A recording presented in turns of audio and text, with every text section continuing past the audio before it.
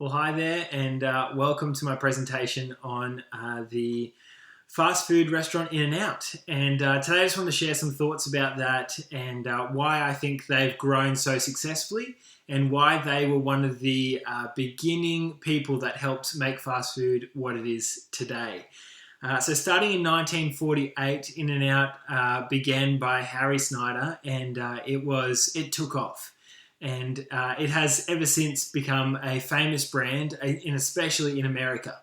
And so today I just want to compare In-N-Out and McDonald's and just some of the similarities, but also some of the differences and which one has the better model. As you can see, I've got my little chart here where we can discuss, I can show you which one is the better model at the end of all of this. So I've got 3 questions that I'm answering today from the case study, and one of these questions, the first of these is this: which supply chain management has less headaches to deal with, McDonald's or In-N-Out? And so I had a look at really kind of their supply chain managements and really what that involves. And I can tell you clearly that the less headaches are definitely in In-N-Out's supply chain. The reason for this is very simple, and that is simplicity itself. You see, the In-N-Out menu is by far so much more than McDonald's. In-N-Out has, since its beginning, only had 3 burgers on the menu: the cheeseburger, the hamburger, and the double-double. Now, it does have a secret menu as well, which allows customers to have a bit more variety, but it just keeps these main building blocks of these 3 burgers. Now, looking at McDonald's, that is a completely different story. McDonald's, since 1955, has had 37 new items on their menu added. So we're talking about dozens of different menu options. Now, the reason why this is so significant for us from a supply chain kind of point of view is that, of course, having 37 different items, dozens of different items, is going to be so much more complicated. Ordering quantities and all of that kind of thing, and all the different ingredients required are going to make that more difficult to deal with than that of In-N-Out's. In-N-Out's supply chain, on the other hand, of only 3 burger varieties is an incredibly simple variation for the supply chain, and therefore much simpler to deal with. So I think that In-N-Out definitely wins the point on that one.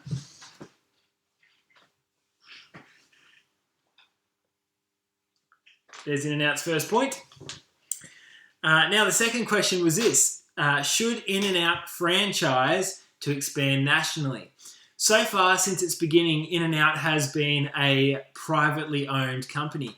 In fact, all of their over 300 stores that they own are privately owned. And the reason why this is so significant is because most fast food restaurants go down the franchise route. So, of course, they franchise their restaurants and they're able to have a lot more restaurants than what In-N-Out has been able to do. But I guess the question as to whether they should franchise to expand nationally again goes down to the model between In-N-Out and McDonald's. In short, I believe no, they should not franchise. And let me give you the reasons why I believe they should not. So the private ownership that they currently have means these 4 things that I think are really important to the business and core to who they are, and therefore they should stay a private-owned business. So it means you can have more stores and grow quicker and expand further. And while that is true, there are some sacrifices to that. So let's have a look at those. The first of those is that there is better control over staff development. The reason why that's so important is because In-N-Out has a very on their staff development. And of course, they train all of their staff to be incredible and exceptional in their customer service. And so if they were to franchise, they'd lose the ability to make sure that their staff continue to have that fantastic customer service. The second reason, consistency in quality of food. In-N-Out has become known for their fantastic quality of food. Their freshness, they have the freshest ingredients in their burgers. And in order to continue to have that same emphasis and not allow their business to go down that route of having less quality like McDonald's or some of the other fast food restaurants, then they need to stay privately owned. The third one is it'll help ensure the core values of the business are kept. That's been very important to all the owners of In-N-Out up until this stage, and is still important to the current owners of In-N-Out. And so therefore, if they want to keep these family values that have been in the Snyder family since the beginning of In-N-Out, then they must not franchise. And lastly, is their cult-like customer base. People have kind of said that they're a bit cult-like in how much they love In-N-Out, and their customer base really are very loyal to In-N-Out.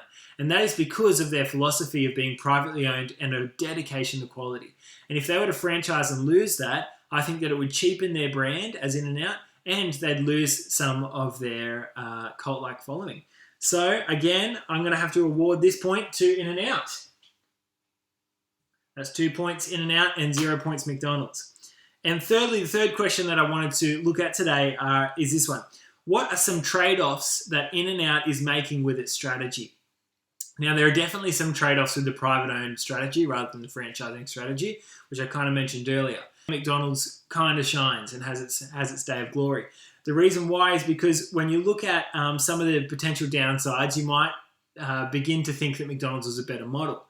Of course, there is a massive potential revenue loss for In-N-Out.